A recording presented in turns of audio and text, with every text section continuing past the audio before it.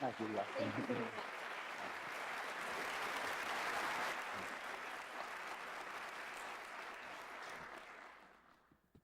Testing, 1 million, 2 million, 3 million.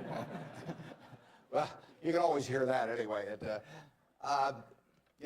When I came down today, it's been 54 years since I drove down what was then the Highway 6, the Cornhusker Highway, to come to Lincoln to school. And even then, there was a lot of nostalgia attached with it because my father had attended the University of Nebraska in the 1920s. He was editor of the Daily Nebraskan, and one day a young woman from West Point, a student, came in to apply for a job as a reporter on the Daily Nebraskan, and my father not only hired her as a reporter, but he married her shortly thereafter. So both my parents attended here. My grandfather on my mother's side was here in the 1890s, and so a lot of good things have happened to me because of the University of Nebraska. I received a terrific education here. I was telling the dean the most valuable thing I learned here, but I learned a lot, but the most valuable was accounting, and we had a wonderful professor named Ray Dean. There may even be something named for him down here, isn't there? Yeah, he was, I'd been to the Wharton School, I went to Columbia Graduate School subsequently, and I took a lot of accounting courses, but by far the best instruction I received in accounting came from Ray Dean, and there's nothing more important. People ask me what they should take in business school, or even if they don't go to business school, what they need to know before getting in business, and I tell them, you have to understand accounting. It's the language. I mean, it's like being in a foreign country without knowing the language if you're in business and you don't understand accounting. So you want to get as comfortable with that as you are with the English language. It's made me a lot of money because I listened to what Ray Dean had to say 53 or 4 years ago, and have been able to understand what I was seeing on pieces of paper, what that told me about businesses, and the limitations of what it told me about businesses. But that's the way we invest. Yesterday I was in Knoxville, Tennessee, and we bought a company. We agreed to buy a company called Clayton Homes about a week ago. It's a big company in the manufactured home business. We agreed to pay $1.7 billion for it. I made that deal over the phone without ever meeting the people there, but I had seen enough through reading 10Ks, 10Qs, annual reports, but looking at figures, what they tell me in terms of the kind of people even running the place, the kind of accounting decisions they make and so on. I was able to make that $1.7 billion transactions over the phone. Yesterday was the first time I met the people, and their board of directors had actually approved the deal a week earlier. So it's, I couldn't have done that if I hadn't have, had a great time at Ray Dean's class 53 years ago. So if I'm going to tout one thing, aside from this particular leadership class, of course, if I'm going to tout one thing, I would tell you that get comfortable with it. It may not happen the first week or the first month in the class, but get very comfortable with accounting. So that I run into CEOs periodically who really don't understand it. They try to bluff their way through, and you can see in their faces, they're frightened almost when somebody hands them a balance sheet or an income statement. They really don't know what it means, and they have to count on somebody else. And that's something you shouldn't count on. We make all our acquisition decisions ourselves. We don't call in consultants or anybody. We don't call in investment bankers, much to their disgust. No investment banking fees in the Clayton Homes deal, because it's my responsibility running Berkshire to understand enough about our acquisition decisions to make them based on the numbers that I see and what I see there.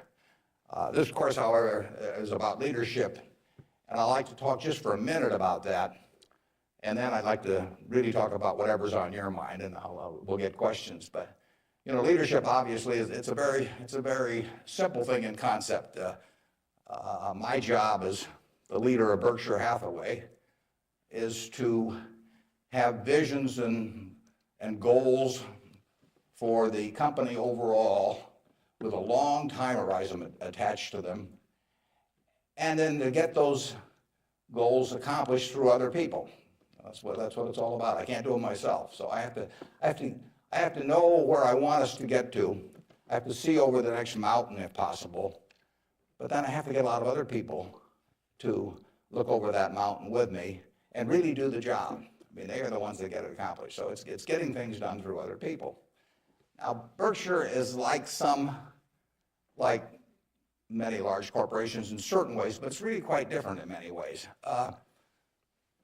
We have over 150,000 people now working for Berkshire Hathaway in dozens of companies throughout this country primarily, and even abroad a little bit. We have exactly 15.8 people in headquarters, and Deb Ray came down with me today, so we've only got 13.8 there today, and we're probably working just as well with those 13.8 as we would if Deb and I were in the office. But that's an unusual organization. I mean, we have dozens of operating managers, CEOs of their businesses, out there running them today, and they do it without any direction from the home office except for one very limited piece of direction that I give them, which I'll get to in a second. But we have these people, and they're an unusual group of people running these businesses because most of them have sold their businesses to us, and they're very, very wealthy. 3/4 of our managers do not need to work financially. They have no reason financially to work. Probably 3/4 of them are worth at least $50 million, and we have some that are worth in the billions. And yet these people jump out of bed every morning, and work, and they work weekends, and they love working. And why is that? And what's the key to that?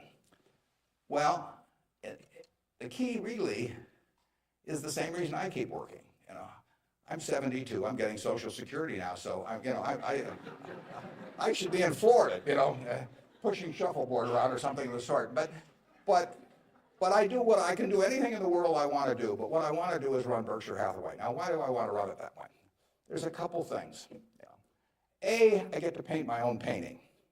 I go down there every day, and I feel like Michelangelo there, working on the Sistine Chapel or something. Nobody else may think it's a great painting, but I get to paint my own painting. I do not have people second guessing me. I do not have people saying, why don't you use a little more red paint than blue paint? Why don't you paint a seascape instead of a landscape? I get to do my own thing. It's a form of creativity. It's exactly like somebody feels it's a professional golfer or somebody feels it's a painter. They're not doing it for the money, primarily. They're doing it because they like doing something well, and that it happens to be down the route of their talents. And the second thing I like, frankly, is I like applause. I like appreciation. So I like having shareholders who feel good about what I've done. I mean, I have a 96-year-old aunt,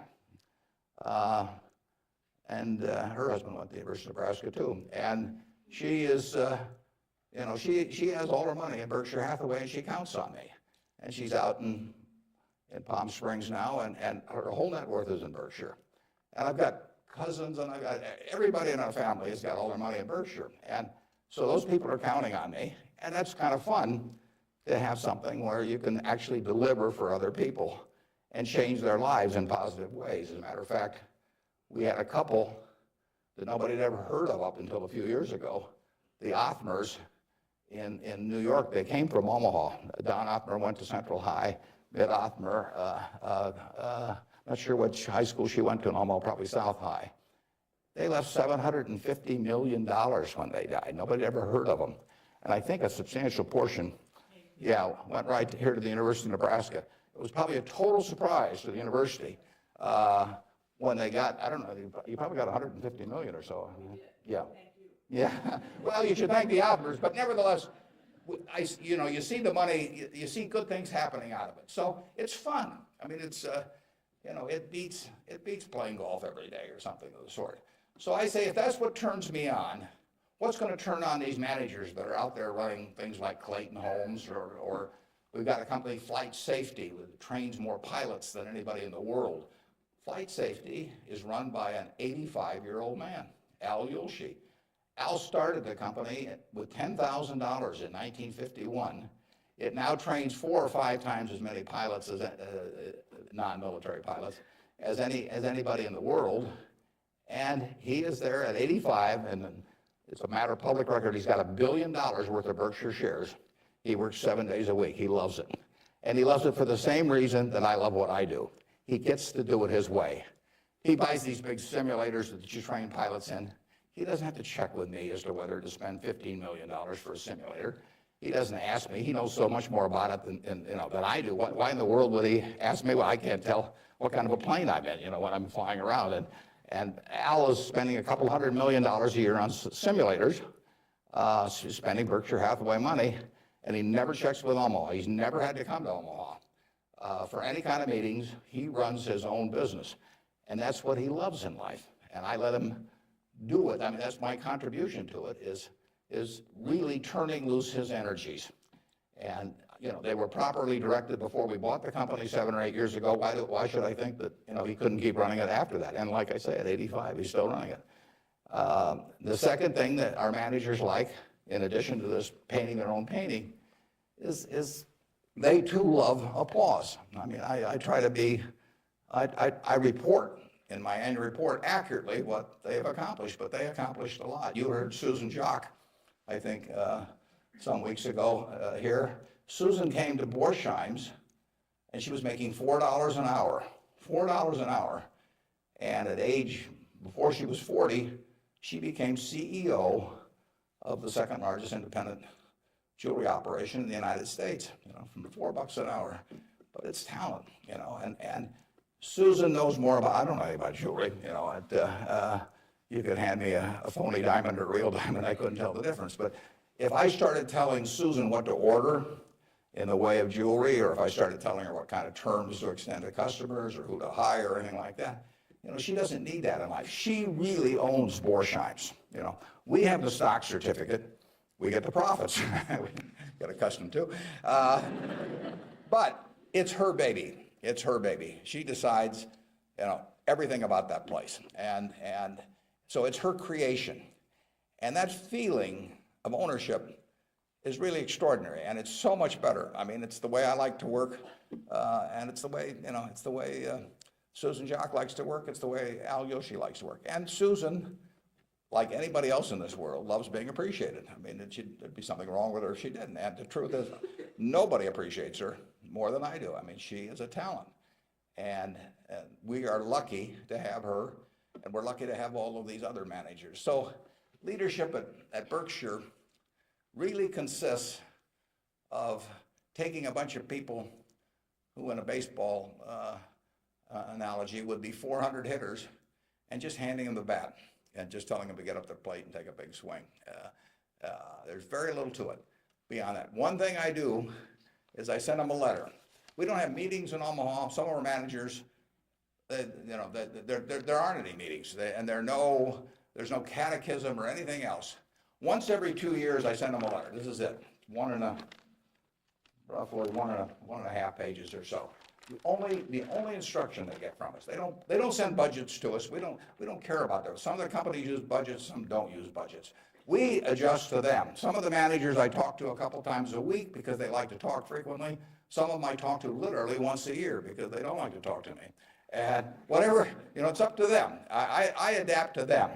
The only thing I tell them, and this letter, which went out January 20th, 2003, it says it's been 2.5 years since my last memo. Now, how many big companies do you have the managers out there? Been 2.5 years since they've heard from the home office. It's been 2.5 years since my last memo. Here are a couple things to keep in mind. And number one, and this is number one every time, this doesn't change. It won't change 2 years from now or 4 years from now or 6 years from now. Number one, we can afford to lose money, even a lot of money. We cannot afford to lose reputation, even a shred of reputation. Let's be sure that everything we do in business can be reported on the front page of a national newspaper in an article written by an unfriendly but intelligent reporter.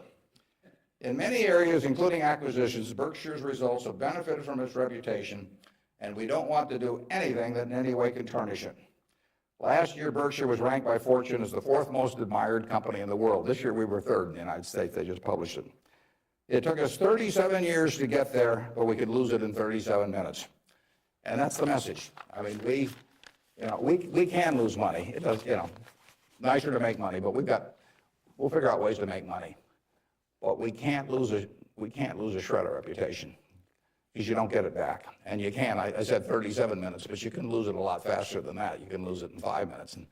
And in fact, I was talking to Bruce coming in, and he did some work around Salomon Brothers, and I went back there 11 years ago because this firm, which had the 2nd largest balance sheet in the United States at that time. It was a preeminent firm on Wall Street.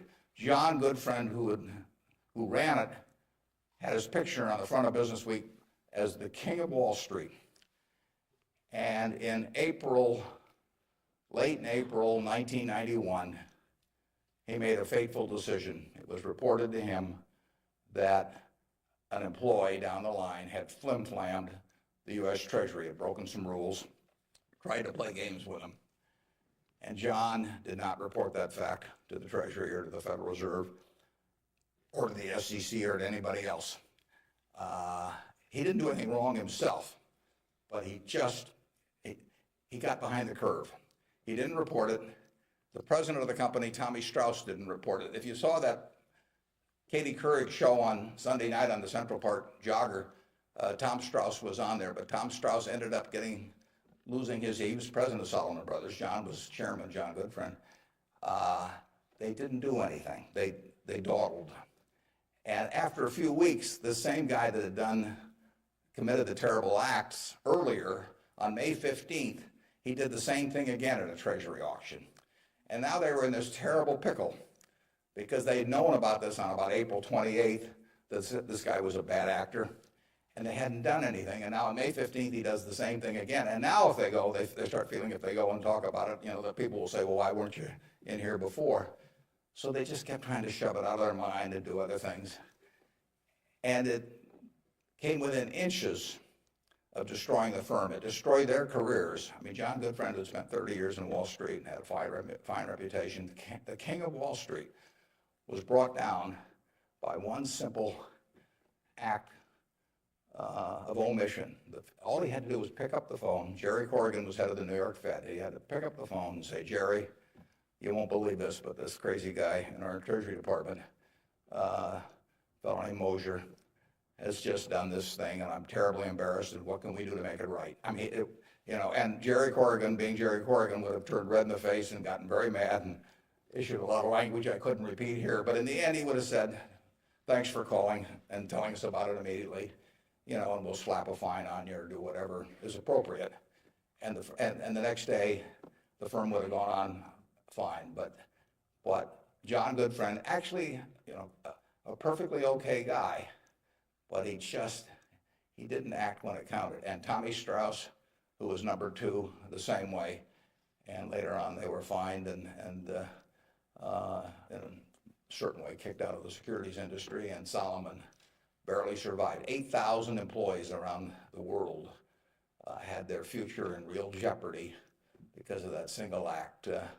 So just apply the newspaper test. That's what I tell our managers. I could have a 1,000-page book of ethics. I could have all kinds of rules and hundreds of, but in the end, just all you got to do is think about, do you really want what you're doing put on the front page of the paper tomorrow to be read by your parents, by your spouse, by your kids, by your neighbors, by your coworkers? And if you're embarrassed about it, just forget about it. You're all going to do well financially. The nice thing about it is, you live in America in the year 2003. You don't live in Bangladesh. You don't live in America, of 1790 when it would. You live in a society which has a GDP of over 10 trillion, and you can just pick up the crumbs and you're going to do great. You've all got the qualities. It takes 3 qualities essentially to do well, and extremely well actually in this country. It takes intelligence, it takes energy, and it takes integrity. Now, everybody in this room has the requisite intelligence. You wouldn't be here if you didn't. I mean, it doesn't take 180 IQs, although I'm sure you all have those. But it takes reasonable intelligence. You're getting a great education. You've got the energy. That's why you've shown up in school. And it takes integrity. And I say, if you don't have integrity, we don't want to hire somebody that's got intelligence and energy if they don't have integrity. We'd rather hire somebody that's dumb and lazy if they don't have integrity, because they probably will never get around to cheating us or doing something. Last thing in the world I want is somebody that's lacks in. Mosher had intelligence and energy at Solomon. He was head of the government bond trading thing, and he had lots of intelligence and he had lots of energy, and he went to jail, and he almost brought down the firm. And integrity is absolutely an option. You may not be able to throw a football 60 yards. And you may not be able to run the 100 in 9.8. You may not be able to sink 3-pointers but you can choose where you stand on the integrity scale. You weren't born wired one way or the other. That is an absolute choice you make. And the heroes I've had in life have been the people that I felt stood out in that respect. My number one hero was my dad, but I've had other heroes, Tom Murphy, Ben Graham, people like that. And the reason I admired them was not because they were the smartest people in the world, although they were plenty smart. And it wasn't because they made the most money. That meant nothing.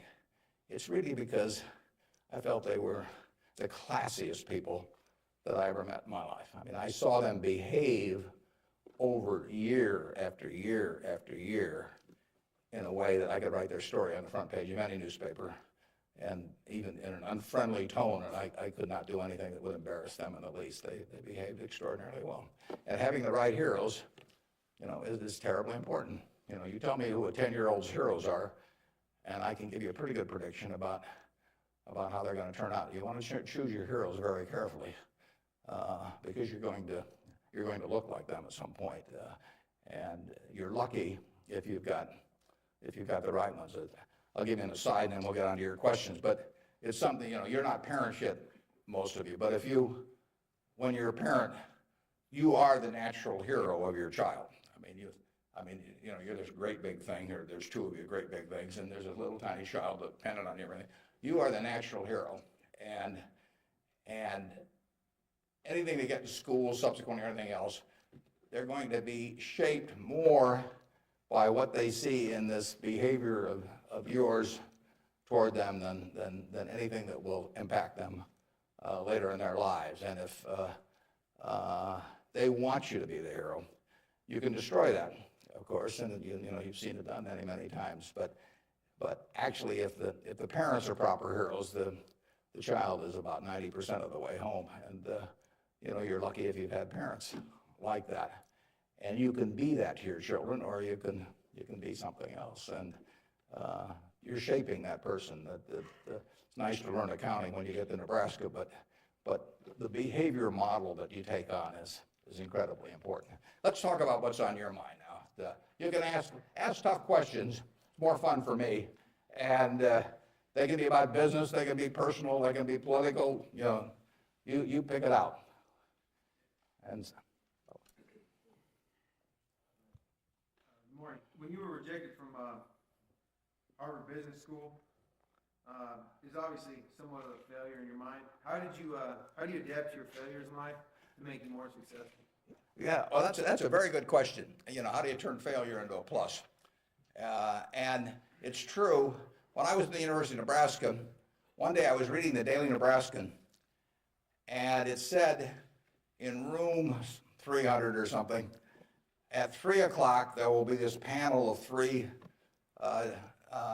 professors here at the university, and they're going to award the Nathan Gold Scholarship. I don't know whether you still have that around? And at the time, it said it would give you $500 to go to the graduate school of your choice. I don't know whether it's changed in amount, but that was it. So I read this, and I went there to this room at 3 o'clock that day, or whatever it was. And I walked in the room, and there were the professors, and I was the only student that showed up. It really got to them. They were stuck.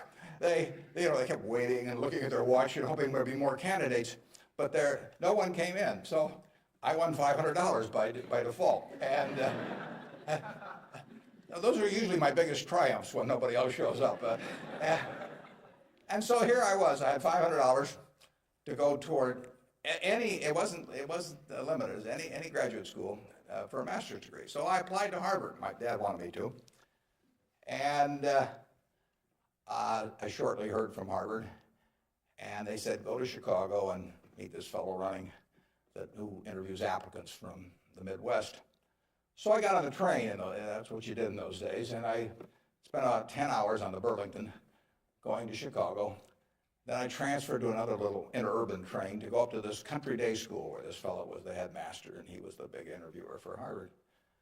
And I got there, and after about 10 minutes, he said, better think about something else.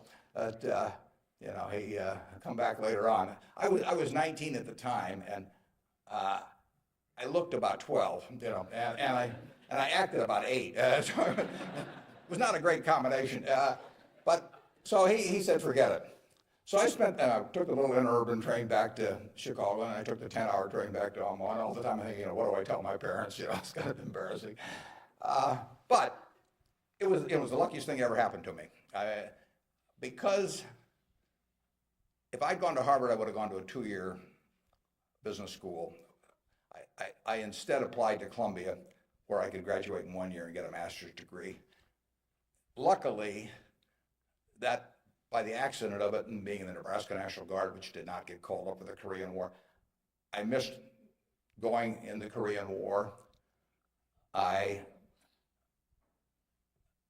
got to meet Ben Graham, which had an enormous effect on me subsequently. And I probably got my wife that way because she was going to Northwestern. And I was able to put on sort of a full court press because I got out in 1 year. And otherwise, she'd have met some other guy. I mean, I got her before the competition showed up. And so it worked out wonderfully. It couldn't have worked out better. And that's been my life, basically. I mean, things, you will get some disappointments, but the future is what counts. It'd be fun if I knew every decision I was going to make was going to be perfect. It would not be as much fun. It'd be like playing golf and knowing you're going to hit a hole-in-one on every hole. You wouldn't play golf if every time you got on a tee, you just took a swing and the ball ended up in the hole. It'd be fun for a few days. You get on TV, but the game would not be any fun. So it's failure, and I wouldn't even consider them failures, but they're mistakes or whatever you want to call them. They're part of the game, and in the end, you go on, and we've made plenty of mistakes in business. We'll make plenty more, and the Babe Ruth, and for a long time, it subsequently got eclipsed by a few fellows, but he held the record for strikeouts. So held the record for home runs and was the highest paid baseball player until the modern era came along. So it's part of the game. If you take big swings, you're going to miss sometimes. But the Harvard thing, you'll get a kick out of this. They invited me back to the 25th anniversary of this class to talk to them, and I went back. It was kind of embarrassing because this was the 25th reunion, and the class was talking about the next 25 years to these alumni that were back after 25 years. And my job was to talk about the next your financial future in the next 25 years. This was in, whenever it was, in the mid-70s. And right before me on the program, Masters and Johnson were talking about the next 25 years of their sex lives. So nobody stayed around for my talk. But that night at the alumni meeting, the fellow was president of the class stood up and said, we're big enough to admit when we make mistakes around here, and we turn this guy down and throw him back in the water. And so now we'd like to make him an honorary member of the class. So they did it, and they voted, and everybody voted for it. And I stood up and I said, I recited the story that I told you. And I told him, I said, at the time I was kind of philosophical about this. I was young, and maybe my grades weren't that good or something. And so I took the rejection kind of well. But I said, now that I've met the people that got into class, I'm really sore.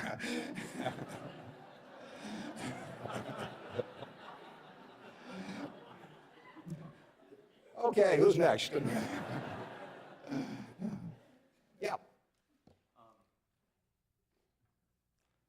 You can ask it, I'll repeat it. Okay. Yeah. I guess my question to you is, after you're dead, how do you want to be remembered, and how do you go about in your daily life ensuring that you're going to be remembered in that way? Yeah, well, really, I only want the minister to say one thing at my funeral. If he gets up there, and they play a few little hymns and everything, maybe they'll play There Is No Place Like Nebraska. That'd be great. I just want him to stay up there and say, my God, he was old. You know, I'll settle for that. But the truth is that to some extent, Berkshire is my creation. So I would like people, to the extent that people regard that well, that's what counts. I mean, that's my painting. And I hope that people look at, I've been running it out for almost 38 years, just about 38 years exactly, and that means I only got another 30 or 40 to go. And I hope that we have done some things differently than other corporations. We've operated on a different model. And I hope two things about it, actually. I hope, A, that people realize that model works and why it works and so on, because it does conflict with certain management theory over the years. And secondly, the important thing is that it lasts well beyond me. I was down at Walmart 6 months ago and talked to their management group, and I had a great time. What is really astounding, I voted for Walmart as the most admired company in the country last year. That's where my vote went.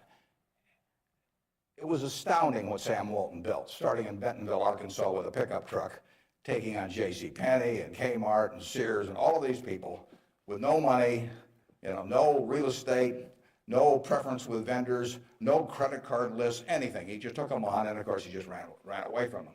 But the really impressive thing about Walmart is that Sam died about 11 years ago, and there had been no momentum lost. I mean, what he instilled in that company, nobody else could have built it like Sam, but David Glass first and Lee Scott now as the CEO, they have kept that company with its special culture going at full steam ever since. And that's really what I hope happens with Berkshire, and I've tried to think about ways to make that happen. But the real test will be if 10 or 20 years after I die, that the special culture that I think is part of Berkshire is not only just as strong as ever, but even stronger. We have a situation at Berkshire where in 38 years, we got all kinds of CEOs out there running all kinds of businesses, 3 or 4 of them in Omaha. We have never had one CEO ever leave us, period, to go someplace else. I mean, I don't know that there's any place like that in the country. So it's been and we've never issued a stock option. You read in the papers that you got to have stock options to attract quality people, all that sort of thing. I mean, we've never had a share of them, and in the end, I don't know how many dozens of managers we're talking about, but no one has ever left for another job, and some have been offered way more money. In fact, Ajit Jain, who runs our reinsurance operation, probably could have increased his income 10 times, tenfold. Now, he's already making many millions, but tenfold. But he doesn't want to leave. And that is the culture that I hope we can maintain, and that's what I'd really like to be. If I've done anything to contribute to that, continuing after I die, that would be terrific. Of course, I actually plan to keep managing Berkshire after I die. You have to understand that. I have given all the managers Ouija boards. And I've got these dark rooms they're going to go into, and I'll be there. Mrs. B at the Nebraska Furniture Park worked till 103 at Berkshire, and she's sort of our examples. And then she took off from work, and she died the next year. So it's very dangerous to quit as early as that. Yeah. Am I supposed to be calling on these people? Okay, good. How do you determine via your personal finances what organizations or foundations you give your money to? On personal finance, how do I handle them? Or? Right. How do you determine where you make your donations? Oh, well, we've got there's a Buffett Foundation. Eventually it will have everything. I mean, basically everything I've made will go back to society. America's done it for me, and that's where it should go. Uh, uh, I've got about an 8-page letter that the trustees have already seen. Incidentally, there's very few trustees. I don't believe in large groups of people making decisions. It gets to be, sort of descends to the lowest common denominator. So there's only, maybe 5 or 6 trustees. Interestingly enough, not just by accident, but I picked the people who I trust the most in terms of both their intelligence but also their quality to run it after I have people I feel the surest of. A significant majority will be women. It'll be a woman-controlled foundation, and probably the largest foundation in the world at the time, but with a very small number of trustees.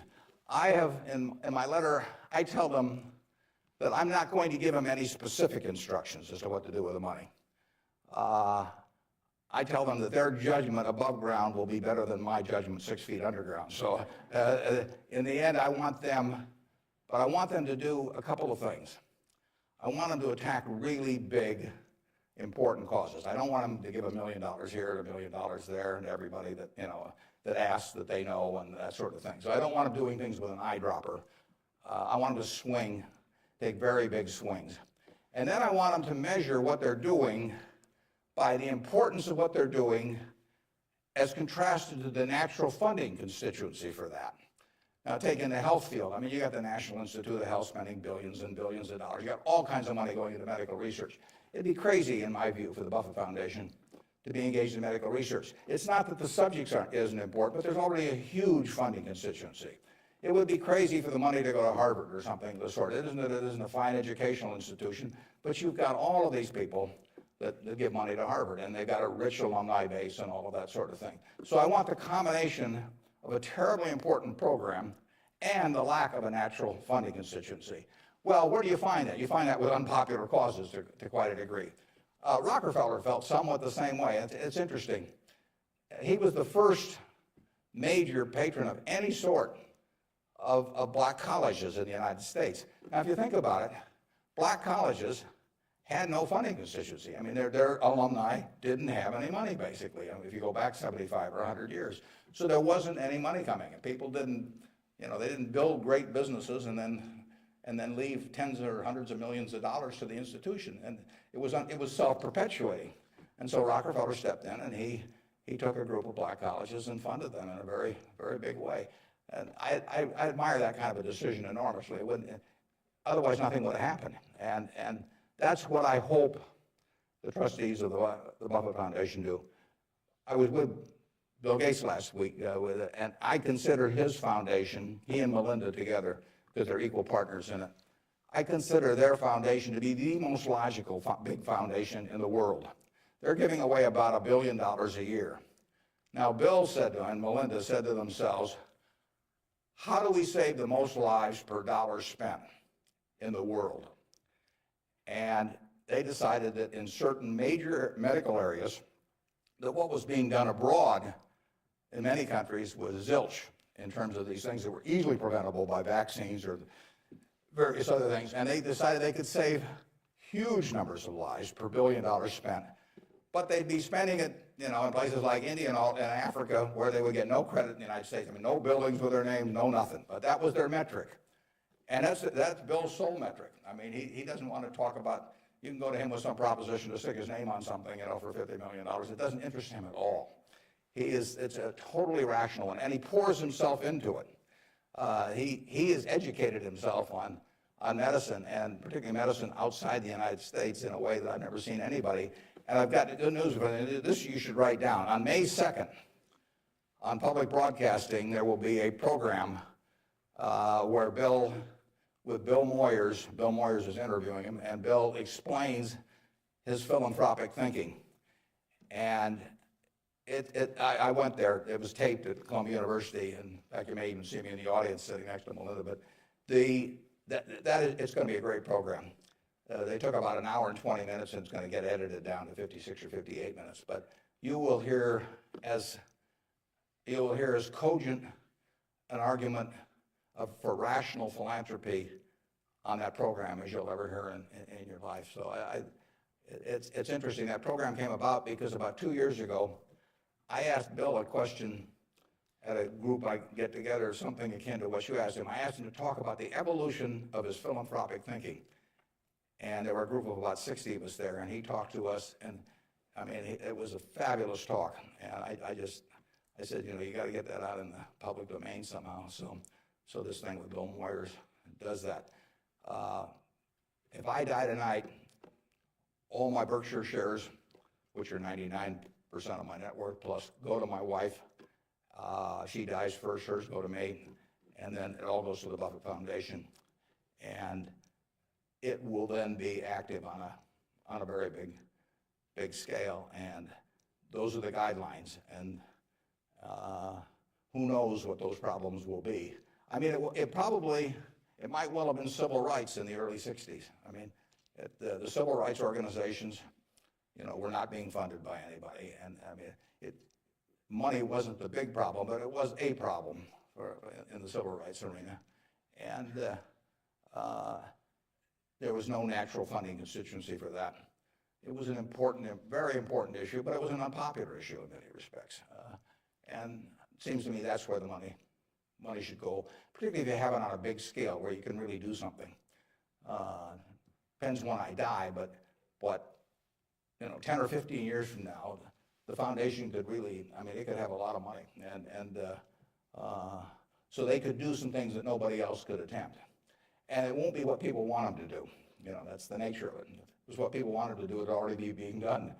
The interesting thing, the contrast between business and philanthropy is interesting. In business, I swing at easy pitches. I stand there at the plate, and if I like pitches 1 inch above my navel, right in the center of the plate, I can wait and wait and wait because there's no called strikes. You know, as long as that bat's on my shoulder, nobody's calling a strike. If the pitcher throws me General Motors at 36, IBM at 82, Microsoft at 25, and I don't swing, it's not a strike. It's not a hit either, but it's not a strike. Only when I swing is it a strike. So I wait for easy pitches. I wait for things I understand are exactly in my sweet spot. Philanthropy is just the opposite. You're looking at the toughest problems the world faces, and they're intractable to some extent. I mean, these are tough problems. And they have resisted the utilization of money over the years, and that's what makes them tough problems. I mean, the problems you can solve with money are the easy ones. It's the problems you can't solve with money. So they are very tough problems. One thing I've gotten involved in just a little bit recently is something that Sam Nunn is heading, the former senator, called the Nuclear Threat Initiative.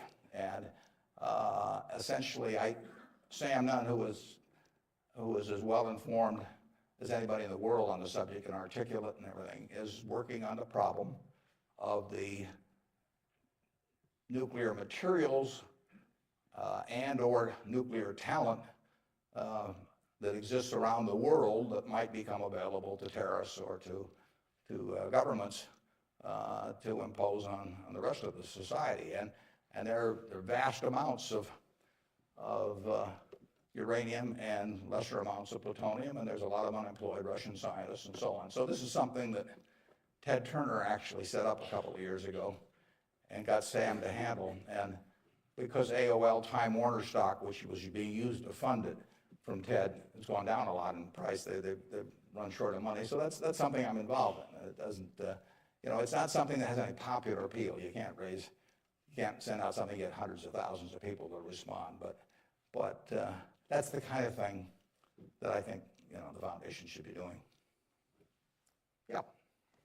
With the government possibly considering eliminating double taxation on dividends, would you ever consider declaring a dividend on your stock? And what kind of decision-making process do you go through when you're looking at those businesses? Yeah, the question is, with the government considering eliminating the double taxation on dividends, would that change our attitude at Berkshire toward paying dividends, and what sort of decision-making framework do we have about whether we pay dividends or not?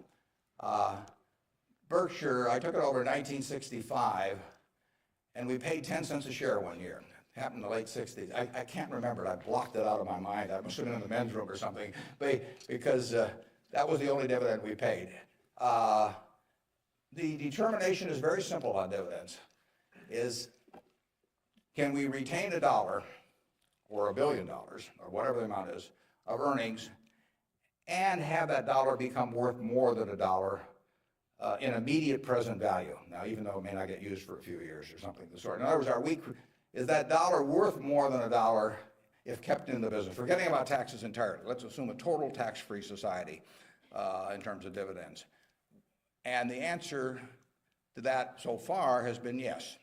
We have kept the dollars that we've earned, and we have created more than a dollar of market value for every dollar we've retained. And as long as we can do that, it's silly to pay out a dollar, even if it's not taxed, and put it in my pocket, where it's still only worth a dollar if I can create more than a dollar's worth of value in the stock. So we have done that now for a lot of years. It doesn't mean we can do it forever, but we've done it for a lot of years, and that is the test. And you will find in the back of the Berkshire Hathaway annual report, which we'll be glad to send to any of you, it's on the internet also, but you'll find in the back of the Berkshire report something that isn't in any other report that I know of. It's something called the Economic Principles of Berkshire Hathaway. That's been in the report every year now for at least 20 years. And those principles don't change. That's why they're principles, and it's why I'm willing to lay them out. I mean, if I act in conflict with those principles, I expect the owners to, to call me on it. But I look at the investors in Berkshire as my partner. Now, I'm the managing partner. They can't, because I own so much stock, they can't do much about me. So they ought to know what the game is if they join us. And that doesn't mean everybody wants to join us, but they ought to know what the rules are. Just as if you and I were starting a partnership and I was going to run it, you'd want to know, how we were going to conduct business and what my thoughts were and what my time horizon was. Would we ever sell? Would I make distributions? All that kind of thing. So those principles cover this point you raised. I don't forget what's the third or fourth one or something like that, but it's explained there, and I want people to I want our owners to understand it. I mean, I look at every owner when I write my annual letter to shareholders, which takes me an ungodly amount of time. I mean, it's miserable, but nevertheless, it's important because it is the one time a year I'm talking to my partners. And when I started out, I actually mentally put Dear Doris and Bertie, because those are my sisters, and they have all their money in Berkshire. They're smart, but they're not financial types. I mean, they're not spending their time on that. And I essentially want to be talking to them as bright people who don't know a lot of financial jargon necessarily, but they're interested enough that they'll read a lot because they got all their money in it. So I don't have to worry about keeping it short or anything like that.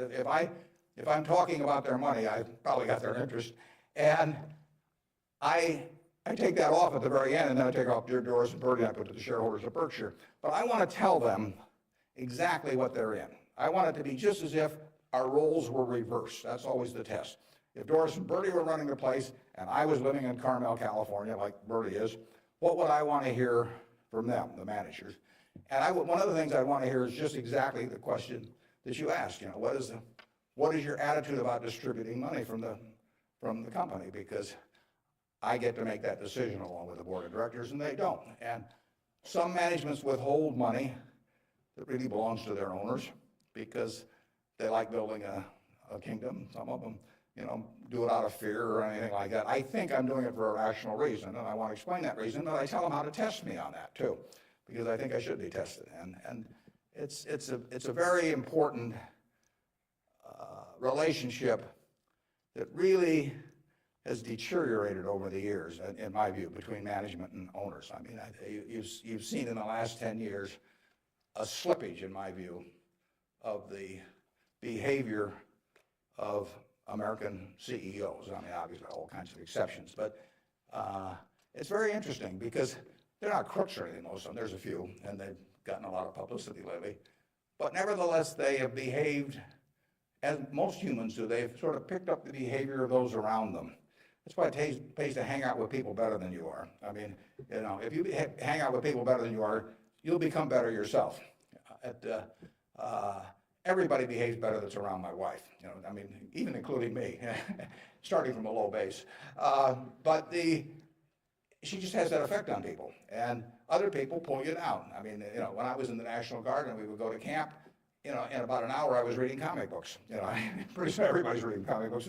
The language, every other word becomes some form of profanity. Everything. You just sink. Well, what happened to American CEOs in the 90s is that the behavior, the situational ethics sort of caused behavioral norms to sink. I say it's a little like how Mae West described her career. She said, I was Snow White, but I drifted. And American management drifted to quite a degree during that period. I think it's very important, what that relationship is. People have given you their money at Berkshire Hathaway or any other company, and I'm a trustee for them in effect. And then the question is, they ought to, since I control the place, they ought to know the yardsticks. So if you do go to our website, go to the back of the report, and there's something that says economic principles, and we try to discuss everything that's important. And I tell them I'm going to put them in there every year so that they can hold me accountable. Yeah. You talked quite a bit about the flexibility in your many different companies and so forth. If you could elaborate a little bit on the personal qualities and professional qualities that you look in those executives that you place. Yeah, and the question is about the personal qualities we look for in the executives we place at our various companies. The first thing is we don't usually place them. I mean, they come with them. We don't have anybody to place. So I have the problem occasionally if somebody dies or to replace a CEO. But most of our CEOs came with the deal. Clayton Homes, which we're buying, comes with Kevin Clayton running it. We will put no one in there. He will run the place just as before. But in terms of the personal quality, when a seller comes to me with a business, whether it's Clayton or any of the others, Ike Friedman at Borsheim's, Mrs. B at Nebraska Furniture Mart, when they come to me, the first question I have to ask myself, because I'm counting on them to run the place, I have to decide do they love the money or do they love the business? Now, there's nothing wrong with liking the money. I mean, they all like money, but they've got to love the business. They've got to have a passion for it. Because if I give them a whole bunch of money and they love the money and they don't love the business, no matter what they tell me, 6 months from now they'll be gone. I mean, they'll just all of a sudden say, why am I getting up at 7 in the morning just so I can send a lot of money to Omaha? I mean, it won't work. So they have to love the business. I mean, I want people with a passion for the business. I used to say that I had a one-line employment form, one-question employment form. The question was, are you a fanatic? If you answered yes, you got the job. Because I want somebody who's fanatic about their business. I mean, you want people that love teaching if you're in a classroom. If they don't have the passion for it, it doesn't work very well. So now, if they've got the passion, and our managers do, but not everybody would. The financial operators don't. We've never bought a business from an LBO operator, a financial operator. They don't give a damn. I mean, all they want to do is make sure your check clears, and they're gone. And it isn't going to work if we try to buy from them. So we buy from these people who love their businesses. And then really my job is just to make sure that I don't mess it up and create conditions that cause them to quit loving it for some reason, because they come in loving it. Only I can mess it up. And they care about being treated fairly on compensation, but they don't measure it against everybody else. They don't have a lawyer they're negotiating with me. I mean, I don't have a compensation arrangement with any of these managers that can't be put in one paragraph. And then I go to other companies where they have a lawyer come in and there's 80 pages, and it tells what's happened, how much they get paid at severance if they end up going to jail. I won't deal with somebody that thinks that way. And that's fine. There's a self-selection process in terms of who comes to us. There's this invisible filter out there that causes the Claytons of the world, the Al Yoshis of the world, the Ike Friedmans of the world, the Mrs. B's of the world to come to us. When I made the deal with Mrs. B in 1983, Mrs. B had another offer from somebody else that was somewhat higher, and she just said, I don't care. She only owned 20% of the company. She had 4 children, they each owned 20%. She told them, I'm selling to Mr. Buffett. She always called me Mr. Buffett up till when she was 104. In fact, when I'd walk in the store, she'd say, here comes my new young boyfriend, which I don't get that a lot of places, I can tell you. But she built this thing. She came over here in 1921 or 2. She landed in Seattle with a tag around her neck. She couldn't speak a word of English. Said Fort Dodge, Iowa. She couldn't communicate. She just had the tag. The American Red Cross got her out to Fort Dodge. And for 2 years, she got no place because nobody spoke Russian or Yiddish actually, And so she moved to Omaha just to be around some other Russian Jews who she could at least talk to. She learned the English language when her oldest daughter, Frances, would go to school and come home at night and teach her the words. And she started out and she started sending $50 at a time over to Russia to bring her siblings. She had 7 siblings, and her mother and father to get them over here. After 16 years, she brought all the family over. She saved $500 in 16 years, peddling used clothing, whatever. And she started in the rest of the furniture with that $500. And it's now the largest home furnishings complex in the world. And it all came from the $500 and a very, special woman.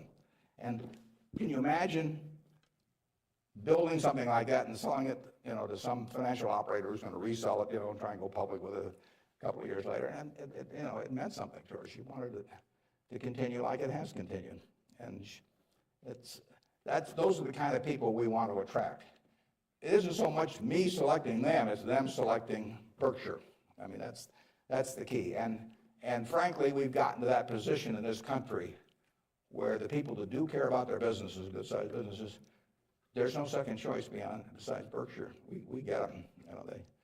They come to us. We had a woman, Doris Christopher, come to us last year. Doris Christopher, in 1980, had 2 little girls, lived in Chicago, lived in a probably $20,000 house. She and her husband both worked. She's looking for something to do to make a little extra money. She thought about catering and decided that it would take her away from the kids too much. So she decided that what she knew best, though, was she'd been a home ec teacher. She knew cooking, and she knew the kitchen and what was useful to people. So she borrowed $3,000 on her life insurance policy. That's all she had. She went down to the merchandise mart in Chicago and said, what's the least amount of this utensil or that utensil a manufacturer would sell, usually a dozen. And she took them home, and then she had the idea that she would hold these parties, essentially, in people's homes. And so she arranged with a woman in suburban Chicago to hold the first party. She almost turned back. She started driving there. She thought, oh, they'll laugh at me, and I'll knock the stuff over, and they won't buy it. But she do. She was very unsure of herself. But she went there. She sold, I think, $175 worth of goods that night. She sold me her business last year, and that business made $140 million pre-tax from this $3,000 investment. That woman had a passion for her business, and she understood her customer, and she loved her customers. She loved the people that worked with them. She's got 67,000 associates. It's called the Pampered Chef. Some of you may have been to a Pampered Chef party. Almost 1 woman out of 10 in the United States bought something from us last year. And now, unfortunately, I have to acknowledge that she probably didn't understand accounting that well. But she understood her customer, and she understood people. And she likes people. I met her one time, but when she wanted to sell her business, there wasn't anybody else to sell to as far as she was concerned. She came to Omaha. We made a deal in a few minutes. The compensation deal took us, 15 seconds. She's running the business. I've never been there. They're in Chicago. I hope they're there. I mean, we paid a lot of money for this. I mean, someday we'll buy a business and there'll just be some guy in a closet someplace saying, what figure shall I send Warren this month? But I've never been there. I've met her and I've seen the results of what she's done, and she is in love with the company. Yeah. How do you intrinsically value the businesses that Berkshire acquires? How do I value the businesses Berkshire acquires? Well, the first thing I have to decide when somebody calls me is valuing this business within my circle of competence. I don't know how to value Microsoft. I don't know how to value Oracle. I mean, if Larry Ellison calls me or Bill Gates calls me, and they don't. But if any of those, I don't know, or biotech or anything, I wouldn't know how to value it. I just, I'd wish them well and tell them, I think it's worth twice as much as they think it is, but I'm just not in the mood to buy it today. I don't know. So it has to be within my circle of competence. My circle of competence is, businesses I can understand. And when I say understand, I don't mean understand how to use a computer or not use a computer in terms of a computer company. I mean understand what the economic characteristics of the business are and what the company's really going to look like in 5 or 10 or 20 years. Bill Gates will tell you that if he were investing, he would buy Berkshire rather than Microsoft because it's so much easier to understand what our businesses are going to look like, whereas he's in a business where you're going to really have to be doing things differently over time. So I know that Wrigley's is going to be the number one chewing gum in the country. I know Snickers is going to be the number one candy bar in the country 10 years from now. It's been the number one candy bar for 40 years. You don't have to be very bright to understand that when people lay out 50 cents for something that they stick in their mouth, that they're not about to experiment. I mean, it's so we try to look at businesses we can understand. Now, I got a call a year and a half ago from a fellow, I never heard of him, in Denver. His name was Craig Ponzio. Craig called me up, and never heard of him, and he said, I've got a business, that's your kind of business, and I want to sell it. Here's the reasons, happen to do with health, and although I don't pay much attention to the reasons, and he said, it's the leading company by far in the custom picture frame business. And he said, let me tell you why it has what I call durable competitive advantage. That's what I call durable competitive advantage. He said, let me tell you why it has it. He said, there are 18,000 people that frame pictures in the United States, little mom and pop operations. Every town, Lincoln will have a half a dozen, Alma will have a dozen, and they frame pictures. I go over to get a picture frame, and I hand it to somebody. I say, I follow their judgment. I say, biggest thing I want is I want a good-looking frame, and I want it back soon. I want quick delivery. Well, with 18,000 people in that business and a zillion kinds of picture frames, nobody can carry a big inventory because they don't do that much business. I mean, it's not Walmart or something of the sort. Craig Ponzio graduated from a little school up in Wisconsin, went to work in a tiny little firm that made these things. 5 or 6 years later, bought the place when it was doing $3 million a year. Now does $300 million a year, and it totally dominates the wooden custom frame business. Why does it dominate it? It dominates it because it calls on these 18,000 people. It has a sales force calling on them 6 or 8 times a year, and it has 22 plants around the country that can get the frame that the custom framer orders 85% of the time. If they order it by 5 o'clock today, they'll have it by 3 o'clock tomorrow afternoon. Now, think of that coverage. That's what the customer wants. They don't care whether they pay $83 or $88 to get the thing framed. You've got something you want done, and you want it done fast, and that little custom framer, those 18,000 people, they want happy customers, and that means speed of delivery and certainty and all that. You couldn't build a distribution system to compete with us. I mean, just think of trying to build a distribution system starting from scratch that would take that business away from us. It can't be done. Well, Craig explained that to me in about 15 minutes. I'd never thought about the custom frame business, but I've framed pictures or had people frame them for me, and I understood the power of that. That was a Monday. I said, I think we can make a deal. So he came on Wednesday. He came at 9 o'clock, and he left at 10 o'clock. We've had a deal. I've never seen him since. He got the money promptly thereafter. He wasn't going to come to the annual meeting last year, but his wife was sick. He'll probably come this year. He's a good guy. And no one can knock us off in that business. Every time I buy a business, I say to myself, if I had $1 billion and I wanted to go in and compete with these guys, could I knock them off? If you gave me $1 billion and you told me to dislodge Snickers as the number one candy bar in the country, I don't know how to do it. If you tell me I got $1 billion and I got to make it, or $5 billion, and I got to make it so that Wrigley's, Spearmint, Double Mint, Juicy Fruit, all of those get knocked off the top-selling gum list, I can't do it. Now, if you give me $1 billion and tell me to knock off all the ladies' apparel shops in Lincoln, I'll make mincemeat of them very fast.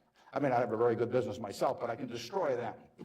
And the real test is, can some idiot with a lot of money destroy the business you've got if he decides to compete with you? And we try to buy businesses where no matter who comes along, they've got this durable competitive advantage. Those are the 3 words that count. And you can make that. You may be able to make that decision about companies that I can't make that decision about. They have to be pretty simple for me. But we buy things that, we have Fruit of the Loom underwear. Are people going to quit wearing underwear? Well, who knows? But we sell 44% of all the men's and boys' underwear that goes through Walmart and all of the mass merchandising chains. We got the lowest costs around. Fruit of the Loom is a name that's been around since 1850 or 60. If you can buy 3 pairs of shorts from us, or 6 pairs or whatever it is, for $5.50 and nobody's going to sell them cheaper, why are you going to buy anything else? So we'll own that unless we mess it up some way. We've got a very potent advertising slogan there. We cover the asses of the masses. Sort of gets to it, doesn't it? Yeah, up there. Yeah.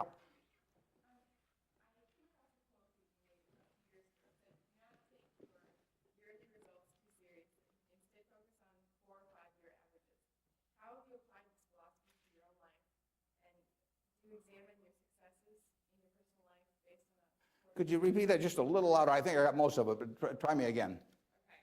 I'm going off your quote that says, do not take yearly results too seriously. Yeah. Instead, focus on 4 or 5-year averages. How have you applied this philosophy to your own life? Okay, yeah, the question is, since I say 1 or 2 years doesn't make much difference in business, but longer term does, how do I apply that in my life? Well, I could probably give you some terribly philosophical answer on it, but the truth is I get up every day and just do what I love doing. And I want people around me to have good experiences, but the truth is I don't spend most of my time thinking about that. I mean, I spend most of my time thinking about what can I do to keep Berkshire going the way it has gone. But I will tell you how to apply that, and it works reasonably well, I think, at Berkshire, because we get this self-selection of people that join in. I mean, we have created a working environment where in 38 years nobody's left that runs it. So I do feel good about that, obviously. I feel good about the results of the investors and, the Hoffners and those people. I mean, actually, I think a fellow may write a book about what's happened with all the money that all these different people have made in Berkshire. But I'll tell you the test on that, and it's a terrific question, because you will, when you get to my age, you will not measure how well you've done by how much money you've got. I can guarantee you that. You'll all do fine on money anyway. I mean, think about it. 7 hours a day, you're in a bed. You got exactly the same mattress I've got. If you don't, we'll sell it to you at the furniture mart. We're on a parity. I can't outdo you, in terms of my sleeping enjoyment. You can match it by buying this mattress, which we'll give you a special price on. Just mention my name. We eat at the same places, We eat at Dairy Queen, particularly if you're in my position because we own it. But we eat at McDonald's and Burger King, and when I leave here, I'll stop by a fast food place. So our eating experiences are the same. We travel the same. I mean, I had a 10-year-old car up till about a year ago, and it just doesn't make any difference to me. They all work. We live in a place that's warm in the winter and it's cool in the summer, and we watch the Super Bowl on big screen TV. You do it, I do it. We dress more or less the same. I mean, I pay more for my clothes, but they look cheap when I put them on. So we're really on a parity. Yeah. So the money isn't going to be that big a deal. Everybody in this country is going to, with the intelligence this group has, the energy you have, you're going to do well. So what's the difference? What really counts? Well, I would say that you will measure, health is enormously important, and that's a matter of a fair amount of luck. I mean, so I'm not shortchanging it. I'm just saying you can't do too much about that. But you will measure your success in life by how many, and extent, whether it's the people you want at 70 or whatever the age may be, you'll measure it by how many of them really love you, in the end. I mean, you can't buy love. I mean, it doesn't work. You can buy sex. You can buy testimonial dinners, you can buy your name on buildings, you can do all kinds of things. But the only way you get to be, love is to be lovable. It's kind of irritating, actually. If you got a lot of money, it'd be more fun to just write out a check for $1 million. So everybody, from now on loves me. But it doesn't work that way. And in fact, the only way is to be lovable. And I've got this friend who came out of Auschwitz and had at least one member of the family die there. And what is it now? It's 60 years later. She still, when she looks at people, it's a Polish Jew, when she looks at people, the question she asks herself in determining who she really trusts as friends, the one question in her mind is, would they hide me? Now, when you get to be 70, if you've got a lot of people that would hide you, you've had a successful life. I know people who have a tremendous amount of money, no one would hide. Their own kids wouldn't hide them. I mean, they really wouldn't. I mean, their business associates wouldn't, or anybody else. If it really came down to it, they don't have anybody's respect. They've got their attention maybe with money or something of the sort, but nobody loves them. And My friend Tom Murphy at Camp Cities TV, I mean, dozens of people would hide Murph, you know. All kinds of people would hide my wife, you know. Ben Graham, a lot of people would hide. My dad would have had a number. And then, like I say, I can tell you people that, you know, everybody may pay homage to them, and the kids may put up with them and hope they don't change their will or something, but the truth is that nobody would hide them. And if you've got a lot of people that would hide you when you get to be 70, you will have had a very successful life. Okay, right in front. Throughout your life, what are some of your personal and career goals that you've set for yourself, and which ones have you accomplished, and which ones are you still going after?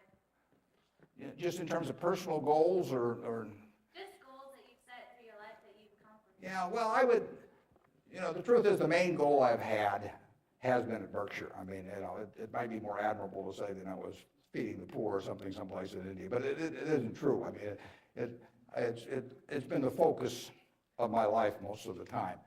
The money will be, I think, used for very good purposes later on. I don't use any real amount of it myself, but actually somebody else is going to do most of that, and I pick good people to do it.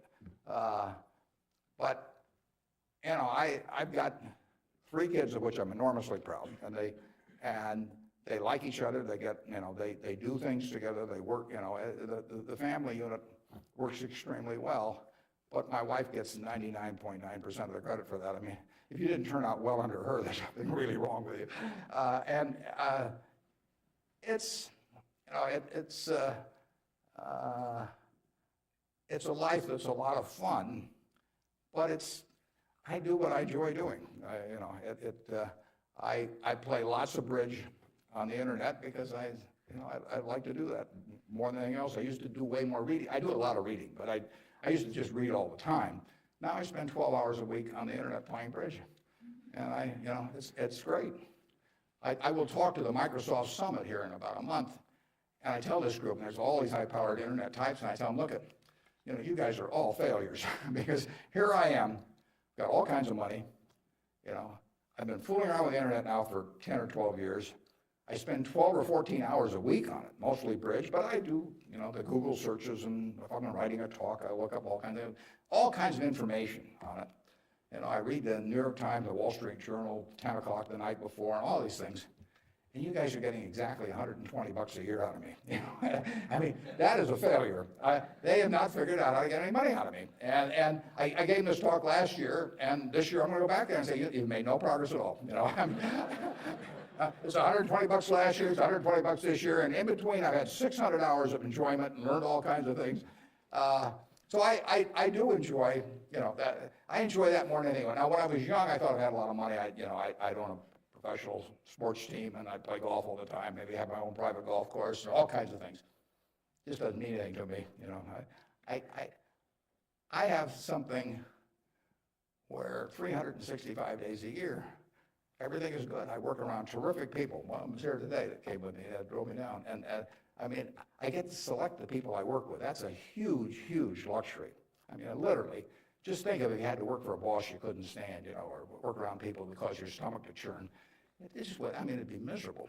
So the ultimate luxury really is doing something every day that you love doing with people that you love doing it with. And I've got that, and, you know, by accident to some extent. I say if you take on a job just to make a lot of money and it causes your stomach to churn, you know, and you go home at night and kick the dog and all that sort of thing, you know, that's a little bit like marrying for money. You know, it's probably a bad idea under any circumstances, but if you're already rich, it's crazy, right? I mean, if I marry for money, I mean, I would have my head examined, and what's it going to do? You know, and so it's, you know, it is, and we're lucky in this country. I mean, we won what I call the ovarian lottery when we were born in this country.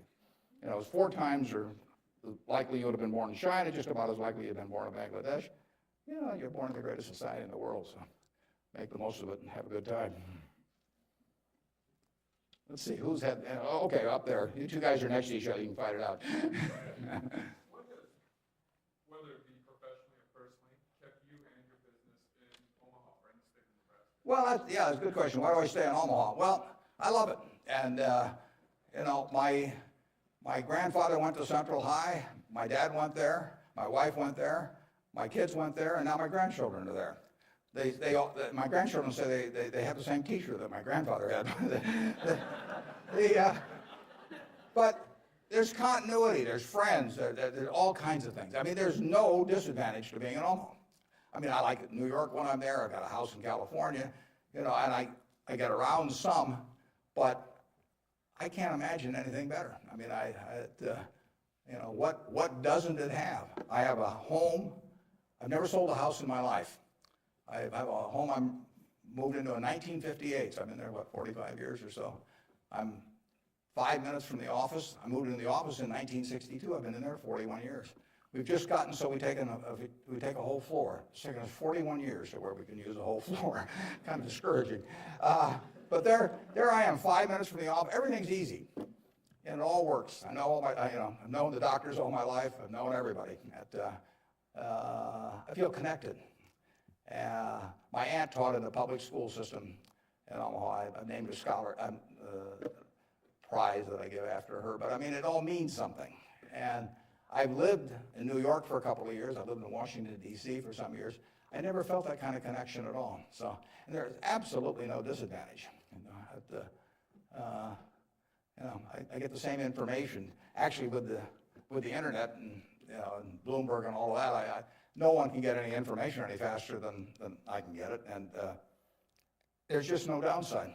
And I think it's been a terrific environment for my kids to grow up in. I mean, my kids have grown up in a neighborhood, perfectly normal neighborhood. I mean, no fences around it, no golden ghettos or anything of the sort. They've gone to an integrated public school. School has probably had between 20 and 30% black students for 75 years. They have great teachers. I mean, I think that, part of education is a total life experience. And I think it's great that we have a good public school system in Omaha. I mean, if I lived in Washington or Los Angeles or New York, I'd have to send my kids to private school. I wouldn't want to do that.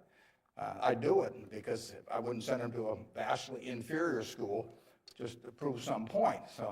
But the nice thing about it is I haven't had to make that choice in Omaha. I've got classy public schools, the same kind I went to 50 or 60 years ago. And they get more out of that experience, in my view. They have a better balanced view of life going through that experience than, if I sent them off to some private school. I was with, actually, last week, there were 6 couples. Bill and Melinda Gates arranged it, and they had the headmaster of a private school in Seattle that Bill went to, and it's a classy school. But, if I gather in terms of the public school system, that you're making a conscious decision to hurt your kid if you don't send them to a private school, if you can afford one, and that's why these people do it. And I don't blame them. I mean, I do the same thing. But the nice thing about it is that Omaha, and I'm sure Lincoln as well, and throughout Nebraska, we have kept a good public school system. And frankly, I think that's one of the most important things in America, because one of the things has made America what it is. Think about it. 1776, 3 million people in America, 300 million people in China. They had 100 times as many people. They had the same IQs we had. They had the same physical abilities and all that sort of thing. They had a culture that went far back. They had lots of natural resources. We didn't know about it then because we didn't have oil and they didn't have oil, but we both had oil in the end. Coal, all of these things, educational institutions that far surpassed ours at the time. And now we end up, 230 years later, we end up with, 36 or 7% of the world's GDP, from those 3 million people. Something about this system really works. Now, I think one of the things that works about it is we come closer to equality of opportunity than any major country in the world. But one of the keys to having equal opportunity is a good public school system. If you have one public school system for the rich and one for the poor, you do not have equality of opportunity. It's really one of the top things on my list. And when I got asked about, what you can do with money, I think that anything that creates equality of opportunity, right from the word go, I'm talking about from when you're 5 years old, and actually my daughter's working on something that goes back before that, but anything that creates equality of opportunity is what's going to keep, America the kind of America that we have now. It's vital, and there's nothing more important than that than having a first-class public school system. And unfortunately, the communities where they've lost it don't get it back. I say that an outstanding